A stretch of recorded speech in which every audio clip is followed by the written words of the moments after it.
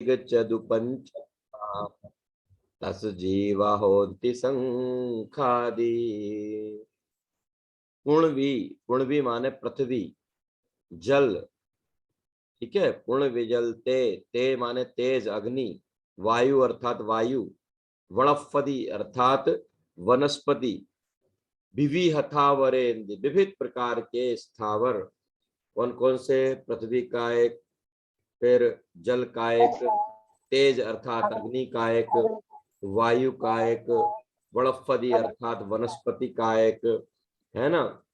विवि हतावरे विविध स्थावरे, ये विविध स्थावर है। ए इंद्री, ये सब एक इंद्री जो है, ये सब विविध स्थावर कहलाते हैं, ठीक है। फिर विग तिग चदु पंचखा। विग माने दो, तिग माने तीन, चदु माने चार, पंच माने पांच, अक्खा माने इंद्री। अक्ष, अक्ष माने इंद्री, दो इंद्री, तीन इंद्री, चार इंद्री और पांच इंद्री, ठीक है। तस जीवा, ये सब त्रस जीव है। कौन? शंख आदि, शंख आदि। शंख दो इंद्री, एक इंद्री की बात पहली लाइन में कर ही चुके, है ना। फिर दो इंद्री में शंख है, तीन इंद्री में चींटी है, चार इंद्री में मच्छर है, भौरा है, ये चार इंद्री हो गए।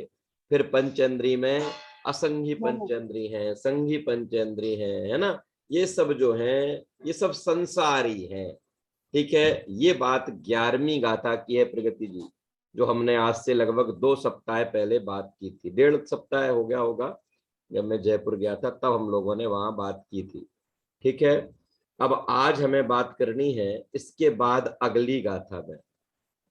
देखो, जीवो वो गमो मुक्ति कत्ता सदेह परिमाणो भोक्ता संसारत्थो सिद्धो सो विश्व सोड़ गई। इस गाथा में जीव के जो 9 अधिकार बताए थे, उन 9 अधिकारों में जीवों के लिए पहली गाथा थी, उपयोग के लिए बाद में 2 गाथाएं आई, फिर उसके बाद एक एक गाथा में एक एक अधिकार की बात हुई।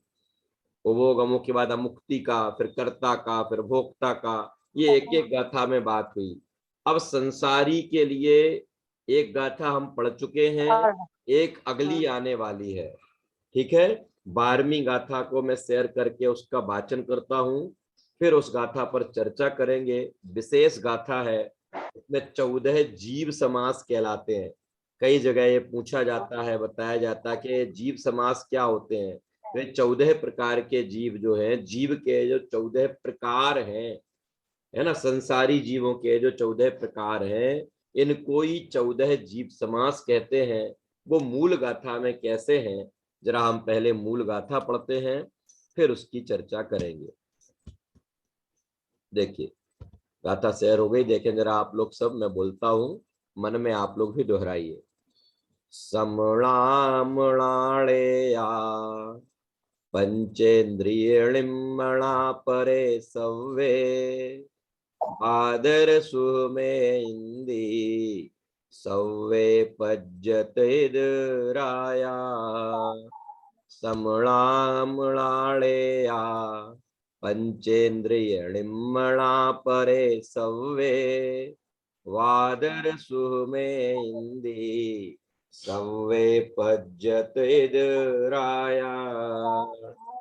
चलिए, हाँ बोलिए, कौन पढ़ रहा है? प्रगति जी पढ़ रही, पढ़िए। हाँ भैया।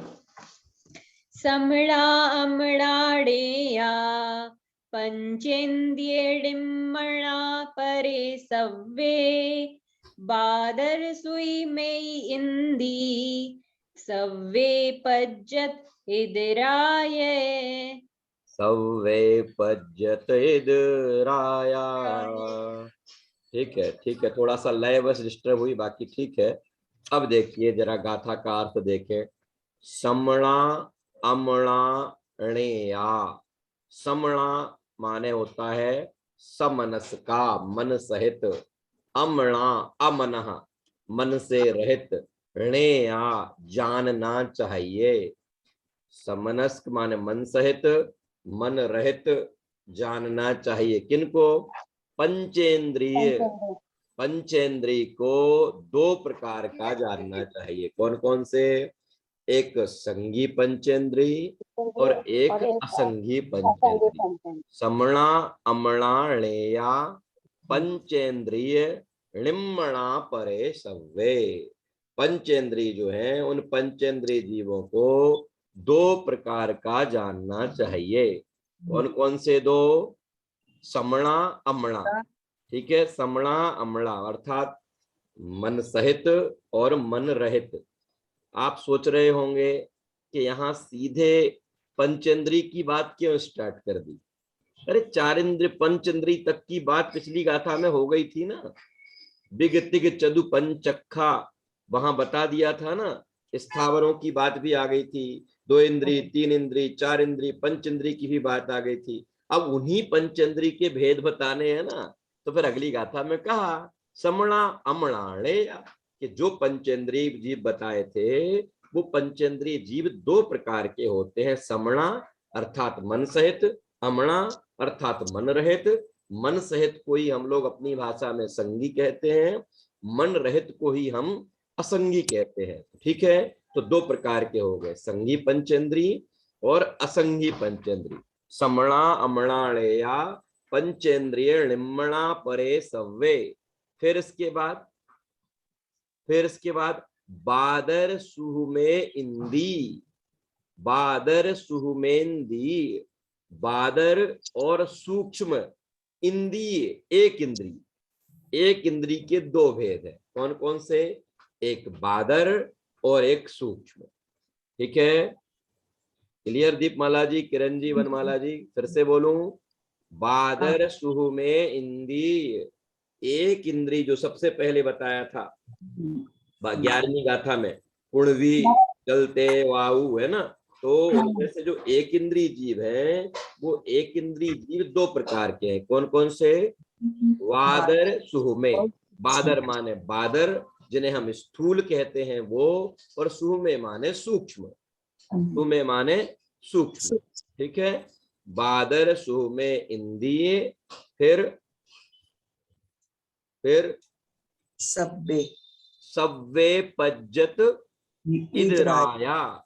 सव्वे पज्जत इदराया, ये सभी कौन कौन से? सभी एक इंद्री, दो सभी एक इंद्री माने दोनों ही प्रकार के एक इंद्री। कौन कौन से दोनों प्रकार के? बादर एक इंद्री, सूक्ष्म एक इंद्री, दोनों ही प्रकार के पंचेंद्री। कौन से दोनों प्रकार के? संगी पंचेंद्री, असंगी पंचेंद्री। और पिछली गाथा में जो बिगतिग चदु पंचखा, दो इंद्री, तीन इंद्री, चार इंद्री की बात की थी, वो सब भी। इस प्रकार से जीव 7 प्रकार के हो गए। देखो, जिनके वीडियो चालू नहीं है वो सब वीडियो खोलने की कोशिश करें। तो फिर से बोलता हूं, कितने प्रकार के जीव हो गए? संसारी जीवों के यहाँ 7 प्रकार बताए। कौन कौन से? आरंभ से लेते हैं। एक इंद्री, उस एक इंद्री के दो भेद। कौन कौन से? एक बादर और एक सूक्ष्म। क्या होता है बादर, क्या होता है सूक्ष्म? ऐसे जीव, ऐसे एक इंद्रिय जीव जो दूसरों को बाधा उत्पन्न करें और दूसरों से स्वयं भी बाधित हो। क्या? दूसरों को बाधा उत्पन्न करें और दूसरों के द्वारा स्वयं भी बाधित हो, ऐसे उन एक इंद्रिय जीवों को बादर इंद्रिय कहते हैं। उनको वादर जीव कहते हैं। क्या कहते हैं? वादर एक इंद्रिय कहलाता है वो। ठीक है, फिर आगे कि ऐसे एक इंद्रिय जीव जो ना दूसरे से डिस्टर्ब हो और ना ही दूसरे को डिस्टर्ब करें। ठीक है, ना वो दूसरे से डिस्टर्ब हो और ना ही दूसरे को डिस्टर्ब करें, वो कहलाते हैं सूक्ष्म एक इंद्रिय। वो कौन कहलाते हैं? सूक्ष्म एक इंद्रिय। ठीक है, एक इंद्रिय के दोनों भेद क्लियर हो गए। एक इंद्रिय के दोनों भेद, जैसे अब ये हाथ है, ये हाथ, अब यहां से सूक्ष्म एक इंद्रिय जीव होगा तो इसको पार करता हुआ निकल जाएगा, डिस्टर्ब नहीं होगा, ना इसको डिस्टर्ब भी नहीं करेगा। ठीक है, आप जिस मोबाइल पे पढ़ रहे हैं उस मोबाइल के अंदर से निकल जाएगा और डिस्टर्ब नहीं करेगा। आप जहां बैठे हैं आपके शरीर में से आगे पीछे निकल जाएगा, ना आपको डिस्टर्ब करेगा ना वो आपसे डिस्टर्ब होगा। वो कौन से कहलाते हैं? वो सूक्ष्म एक इंद्रिय कहलाते हैं। सूक्ष्म एक इंद्रिय कहलाते हैं। ठीक है, और ऐसे जीव जो हम इससे डिस्टर्ब भी हो गए, आ गया तो बस इससे आगे नहीं जा पाएंगे, इससे बाधित हो जाएंगे और बात इसको दूसरों को बाधित करेंगे भी, तो वो कहलाते हैं कौन? बहादुर एक इंद्री जीव। ठीक है, देखो गाथा बड़ी है, विषय बहुत है, और हमें आज नहीं तो खैर आज में नहीं हो पाएगी, तो आज और कल 2 दिन में करेंगे। ठीक है, क्लियर हो गई 2 बातें? संसारी जीवों के प्रकारों की जो बात चलती है, उनमें से सबसे पहले उन्होंने कहा कि वह संसारी जीव में एकेंद्रीय जीव जो हैं वो 2 प्रकार के होते हैं, एक बादर एकेंद्री और एक सूक्ष्म एकेंद्री। ठीक है, 11वीं गाथा में तो उनके नाम बताए थे, पृथ्वी, जल, अग्नि, वायु, वनस्पति।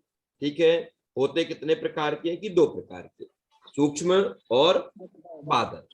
इसके बाद 2 इंद्री, 3 इंद्री, 4 इंद्री, अब आता है पंचेंद्री। इस पंचेंद्री के फिर 2 भेद हैं। इस पंचेंद्री के क्या है? फिर 2 भेद, समणा समणा अमणा, समनस्का अमनस्का, संगी असंगी। ठीक है, संगी और असंगी। अब ये सब मिलाकर किरण जी कितने हो गए? एक इंद्री के 2, फिर 2 इंद्री, फिर 3 इंद्री, फिर 4 इंद्री, फिर असंगी पंचेंद्री, फिर संगी पंचेंद्री। 7 हो गए ना? 7 हो गए। ठीक है, अब देखो, अब गाथा पे आओ वापस। समणामणाणे पंचेन्द्रियणिमणा परे सव्वे, सव्वे पज्जत इधर। क्या है अगली लाइन? अदर आदर सुमे इंदी वे आया सव्वे। ये सभी कौन कौन से? समणा, अमड़ा, 2 इंद्री, 3 इंद्री, 4 इंद्री, फिर पंचेंद्री के पहले आई गए, और एक इंद्री में सूक्ष्म और बादर। सब्बे, सब्बे ये सभी कैसे हैं? पज्जत। पज्जत माने होता है पर्याप्तक। पज्जत माने क्या? पर्याप्तक। इधर आया, इधरा, इधरा माने इतर, पर्याप्तक से इतर। पर्याप्तक से इतर माने क्या हुआ? अपर्याप्तक। एक पर्याप्तक और पर्याप्तक का इतर अपर्याप्तक। समझ में आ गया? सब्बे पज्जत, सब्बे माने सभी, पज्जत माने पर्याप्तक, और इधरा माने अपर्याप्तक। इतर आया था ना, इतर। एक नाम बोल दिया हमने और एक कह दिया इतर, तो इतर माने इसका विपरीत जो होता है वो, है ना? ठीक है, तो इतर निगोद में जो जीव होते हैं वही है इतर क्या? निगोद नहीं है यार। सब्बे पज्जत, मैंने पर्याप्त आ गया ना पहले, पर्याप्त, पर्याप्त का इतर, पर्याप्तक का इतर हो गया अपर्याप्त, अपर्याप्त। ठीक है, पर्याप्त का इतर माने कौन? अपर्याप्त। ठीक है, इस प्रकार से 7, इन 7 ही प्रकार के, सब्बे माने इन 7 ही प्रकार के जीवों के पर्याप्तक और अपर्याप्तक से जब हम 2 से मल्टीप्लाई करेंगे तो ये संसारी जीव कितने हो जाएंगे? 14। 14। यही कहलाते हैं 14 जीव समास। ठीक है, ये क्या कहलाते हैं? 14 जीव समास। एक बार दो फिर से रिपीट करता हूं, जिनको ख्याल में नहीं आया हो और नोट नहीं कर पाए हो वो फिर से देखें। दोनों गाथाओं में 11वीं और 12वीं गाथा में 2 संसारी जीवों की बात करते हुए बताया है कि जीव संसारी भी होता है, कि ठीक है साहब संसारी तो होता है, पर संसार में किन किन अवस्थाओं में रहता है? तो बताया कि संसार में पूर्ण विजलते वायु बड़फ पदी विविहता वरे इंदी विगतिग चदु पंचखा तस जीव होंति संखादी। के संसार में पृथ्वी काय में, जल काय में, अग्नि काय में, वायु काय में, वनस्पति काय में, फिर 2 इंद्री में, 3 इंद्री में, 4 इंद्री में, असंगी पंचेंद्री में, इन रूपों में रहता है। और कि समणा अमड़ा, पंचेंद्री में समनस्क भी रहता है, अमनस्क भी रहता है। ठीक है, और कि एक इंद्री में बादर सूक्ष्म इंद्री, एक इंद्री में बादर भी होता है और सूक्ष्म भी होता है, और सब्बे पज्जत, सभी पर्याप्तक भी होते हैं, इधराया, और सभी अपर्याप्तक भी होते हैं। इसका मतलब एक इंद्री पर्याप्तक, देखो मैं पूरा आपको स्पष्ट बताऊंगा तो आपको 14 के नाम याद हो जाएंगे। एक इंद्री में सबसे पहले लोपन सूक्ष्म, सूक्ष्म एक इंद्री पर्याप्तक। ठीक है, 14 काउंट करना ना प्रियंका जी, 14 काउंट करना है। सूक्ष्म एक इंद्री पर्याप्तक पहला हो गया। दूसरा काउंट करते जाना, मैं भूल जाता हूं बार बार। दूसरा सूक्ष्म एक इंद्री अपर्याप्तक, 2 हो गए। तीसरा बादर एक इंद्री पर्याप्तक, बादर एक इंद्री अपर्याप्तक। ठीक है, 4 हो गए। दो एक इंद्री का मैटर खत्म, एक इंद्री का मैटर क्लोज। अब आते हैं किस पर? दो इंद्री पर। दो इंद्री का पर्याप्तक और अपर्याप्तक, दो इंद्री का पर्याप्तक और अपर्याप्तक। 6 हो गए कि नहीं? हाँ जी, ना जी, हो गया। चलो फिर 3 इंद्री के फिर से पर्याप्तक और अपर्याप्तक, 8 हो गए। 8 हो गए। फिर 4 इंद्री का पर्याप्तक और अपर्याप्तक, 10 हो गए। अरे राशि हो गए 10 की नहीं? जी भैया जी हो गए। भैया जी थोड़ा धीरे धीरे बोलो ना। अरे हो गए भैया जी 10। हाँ भैया हम लिख रहे हैं, जो थोड़ा हमारे लिखने की स्पीड कम है इसलिए। हाँ, मुझे पता है। हाँ इसीलिए लिख रहे हैं, इसीलिए धीरे धीरे। एक बार रिपीट करता हूं तो आप फिर से मिला भी लीजिए और नोट भी कर लीजिए। सूक्ष्म एक इंद्री पर्याप्तक अपर्याप्तक, बादर एक इंद्री पर्याप्तक अपर्याप्तक, 4 हो गए कि नहीं?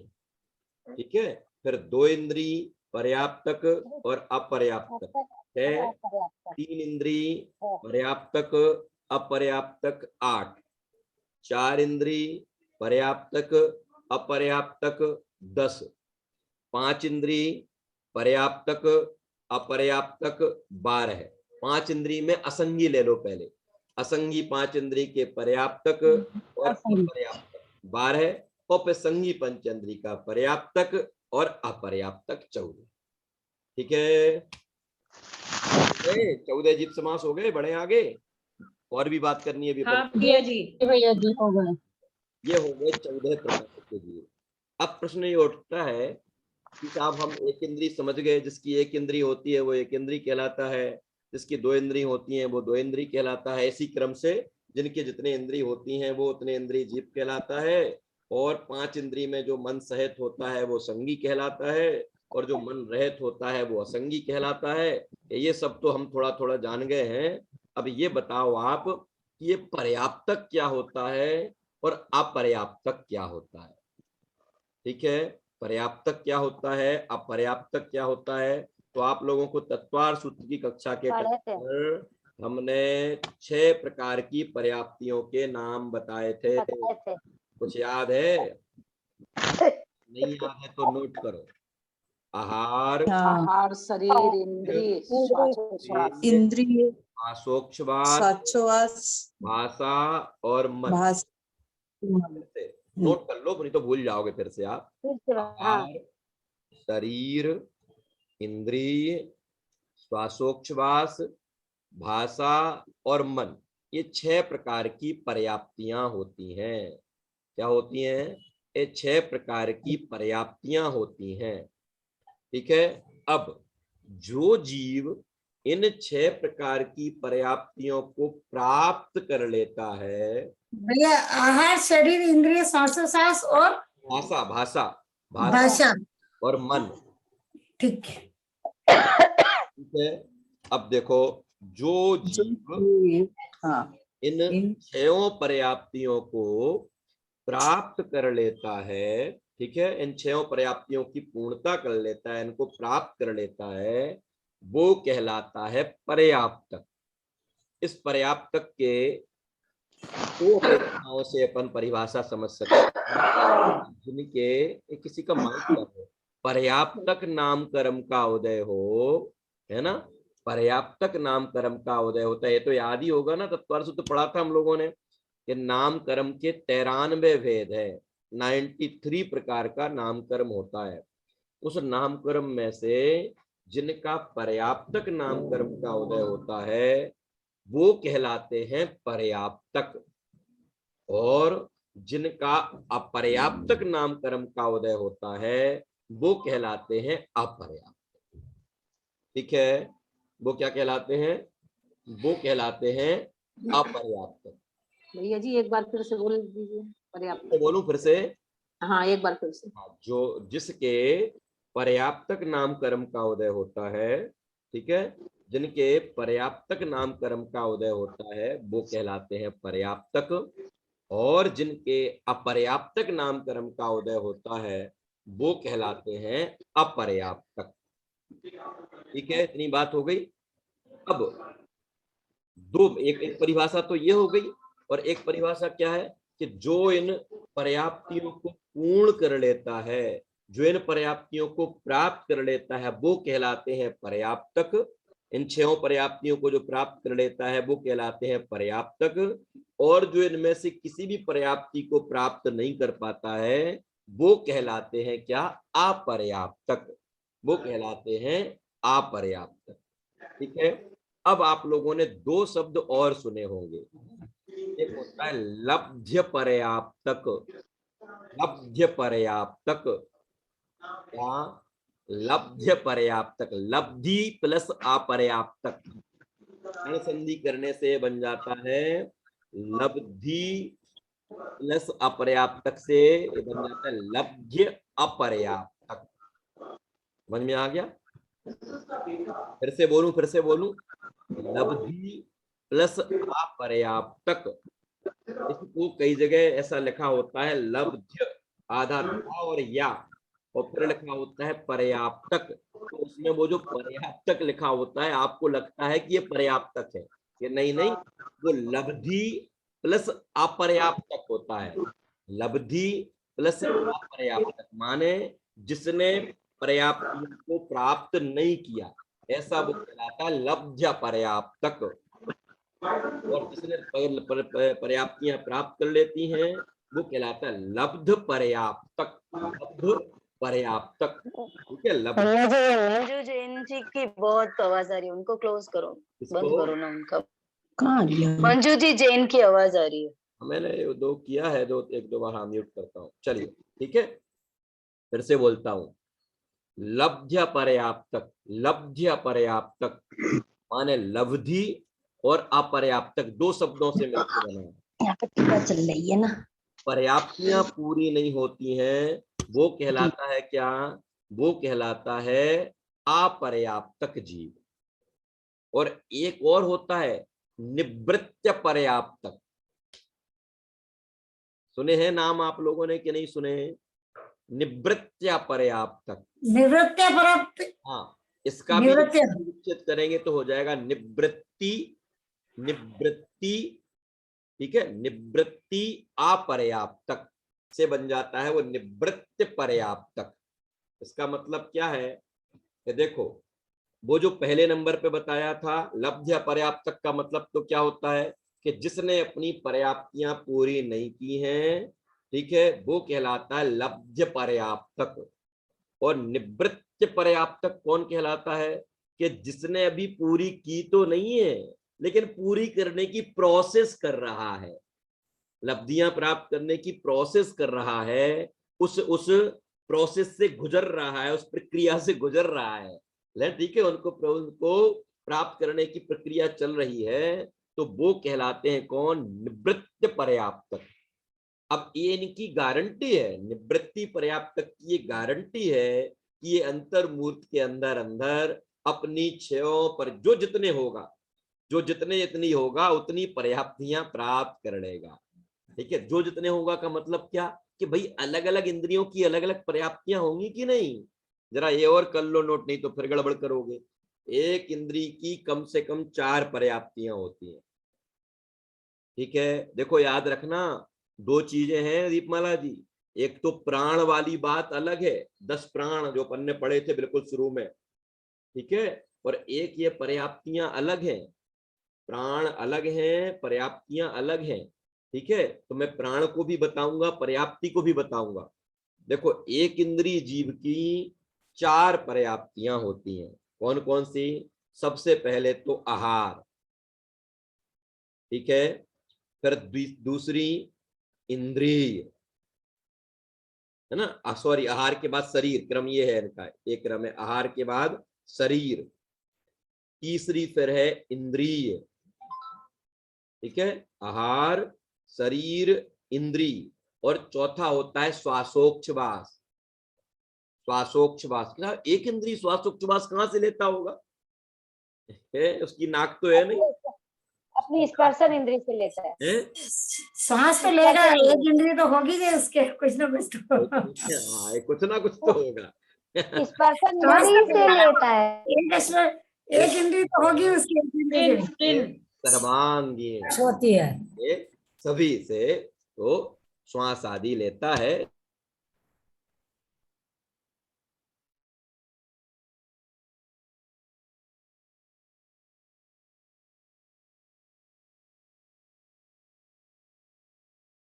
पंडित जी आपका म्यूट हो गया। हाँ, दो इंद्री के कितनी होंगी? दो इंद्री के चार पर्याप्ति के बाद एक उनका क्या बढ़ जाएगा? भाषा। भाषा बोलने लगेंगे ना, वो बोलने, दो इंद्री होते ही, रसना इंद्री आते ही, भले वो स्पष्ट अक्षर हो चाहे अस्पष्ट अक्षर हो, लेकिन रसना इंद्री आते ही उनका कुछ ना कुछ बोलना स्टार्ट हो जाएगा। तो वो उनके कितनी कितनी पर्याप्तियां हो जाएंगी? राशि कितनी हो जाएंगी? 5। कौन कौन? 5 आहार, आहार, शरीर, इंद्री, इंद्री, आहार, श्वासोच्छ्वास, शरीर, इंद्रिय, भाषा। श्वास और भाषा। भाषा। ठीक है, अब जरा और सुनना। 3 इंद्री के, 4 इंद्री के,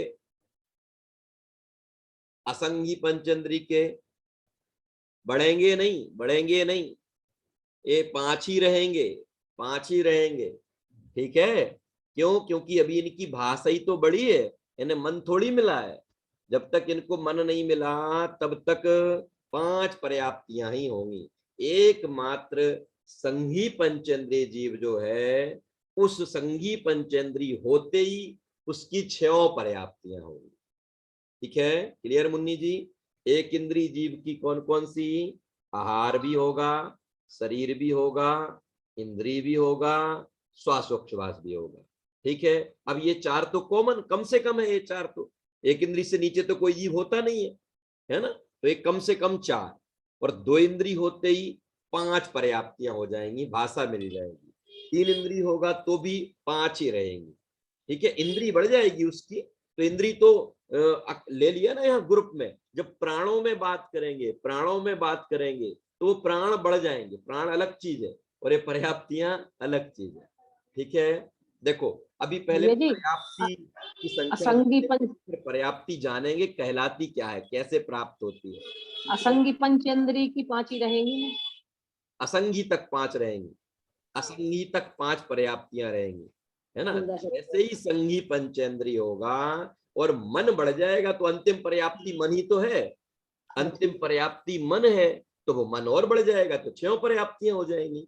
असंगी पंचेंद्रिय माने चाहे वो 2 इंद्रिय हो तो 5 प्राण, सॉरी 5 पर्याप्तियां, 3 इंद्रिय हो तो भी 5 पर्याप्तियां, 4 इंद्रिय हो तो भी 5 पर्याप्तियां, और यहां तक कि असंगी पंचेंद्रिय भी हो। प्रगति जी क्या सोच में डूब गए? तो भी कौन सी? तो भी 5 ही पर्याप्तियां। वहां बोलो क्या कह रहे हैं?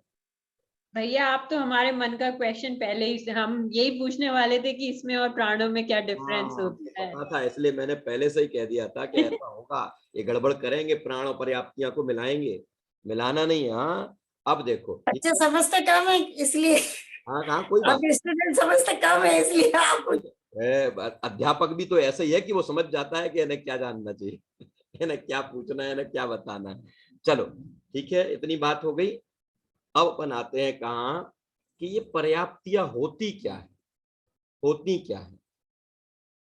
कोई जीव यहां से उसने उसकी आयु पूरी हुई, आयु पूरी करके दूसरी जगह गया, ठीक है, दूसरी जगह गया, तो जैसे ही वो वहां पहुंचा, वहां पहुंचते ही वो कर्म नौ कर्म को ग्रहण करना स्टार्ट कर देता है, कर्म नौ कर्म वर्गणाओं को ग्रहण करना स्टार्ट कर देता है, क्योंकि परिणाम तो होते हैं ना, भाव तो होते, तो उन भावों के आधार पर 9 कर्म वर्गणाओं को एकत्रित करना करता है, आरंभ कर देता है।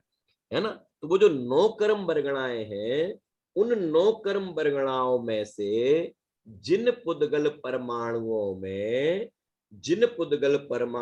में क्या उन 9 कर्म वर्गणाओं आदि को ग्रहण करने के प्रोसेस का ही नाम क्या है? उसी का नाम है आहार पर्याप्ति। अपन बोलते हैं ना आहारक और अनाहारक।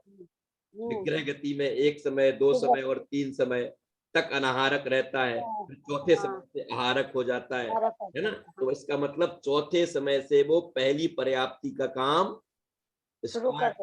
आहारक हो जाता है, माने उन वर्गणाओं को, 9 कर्म वर्गणाओं को एकत्रित करता है। तो 9 कर्म वर्गणाओं को एकत्रित करने का जो प्रोसेस है उसका नाम क्या है? उसका नाम है आहार। ये भोजन आहार नहीं है, भोजन वाला आहार नहीं है, है ना। 9 कर्म वर्गणाओं को ग्रहण करने का जो प्रोसेस है उसका नाम क्या है? उसका नाम है आहार।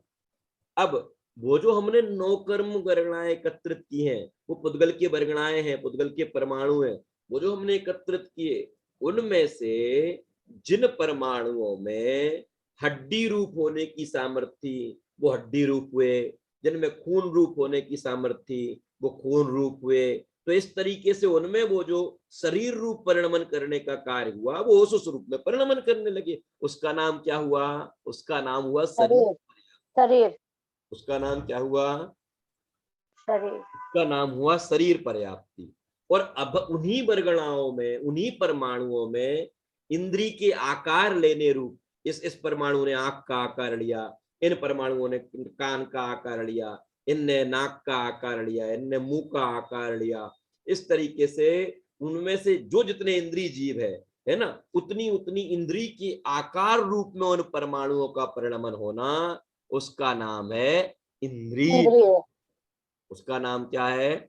उसका नाम है इंद्रिय पर्याप्ति। ठीक है, कौन कौन सी हो गई? आहार, शरीर, इंद्रिय और फिर श्वासोच्छ्वास लेने की योग्यता।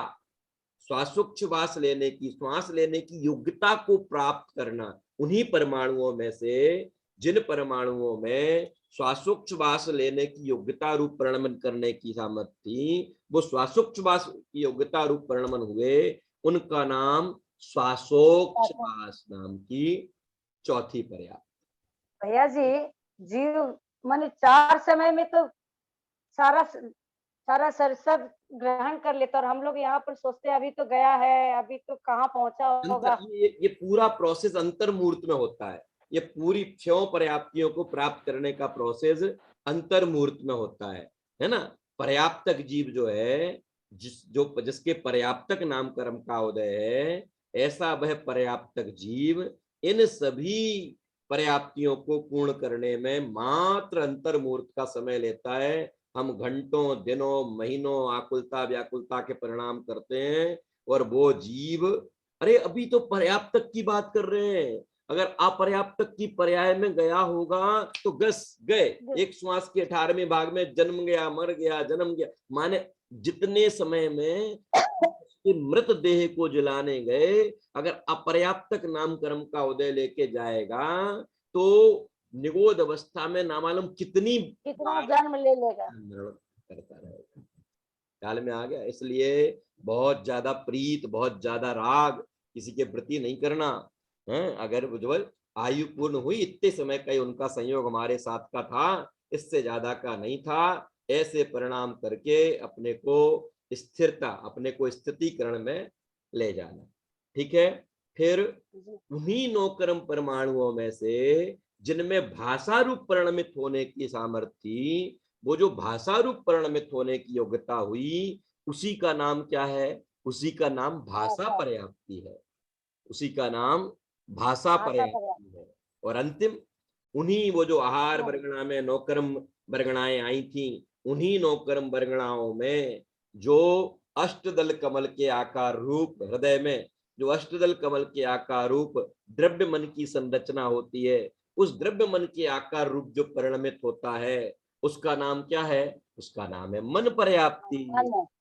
ये संगी पंचेंद्री के ही होगा, असंगी के होगा ही नहीं। एक इंद्री पर्याप्तक होगा, एक इंद्री पर्याप्तक होगा तो उसकी 4 ही पर्याप्तियां होंगी। समझ में आ गया? उसकी 4 ही पर्याप्तियां होंगी बस।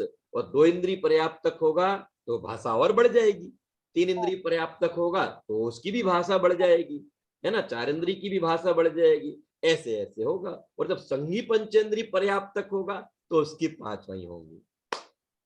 और अगर अपर्याप्तक हुआ तो, कि अपर्याप्तक हुआ तो एक भी पर्याप्ति पूरी पूरी नहीं नहीं कर पाएगा। और वह दूसरी पर्याय में जाते ही निगोदिया जीव के जैसे एक श्वास में 8-10 18 बार। एक माने कोई न आहार न शरीर न इंद्रिय न वो कुछ नहीं, कुछ ग्रहण किए बिना ही उसका पूरा हो जाएगा। फिर नया जन्म, फिर मरण, फिर जन्म, फिर मरण, ऐसा ना मालूम, है ना, ऐसा चलता है। तो ये अपर्याप्तक कहलाता है। और जो इन पर्याप्तियों को पूर्ण करता है वो पर्याप्तक कहलाता है। कि अब कितने समय तक, कि अब वो प्राणों पे चले जाओ, अब 10 प्राणों पे चले जाओ, कि वो जितनी आयु लेके आया होगा उतनी आयु पर्यंत, उतनी आयु पर्यंत अब वह संसार में रहेगा। उसके बाद फिर नई पर्याय में जाएगा, फिर वो नया प्रोसेस चलेगा। अब 1 मिनट का समय बचा है और अभी जो हमें इसमें और कुछ बातें करनी है वो हम कल करेंगे। इन 10 तेजस प्राणों कारण की जो बात वर्गना और है वो 10 प्राण और समझ लो इसी में मिलते जुलते, नहीं तो गड़बड़ हो जाएगा। हाँ बोलिए करण जी, क्या कह रहे हैं?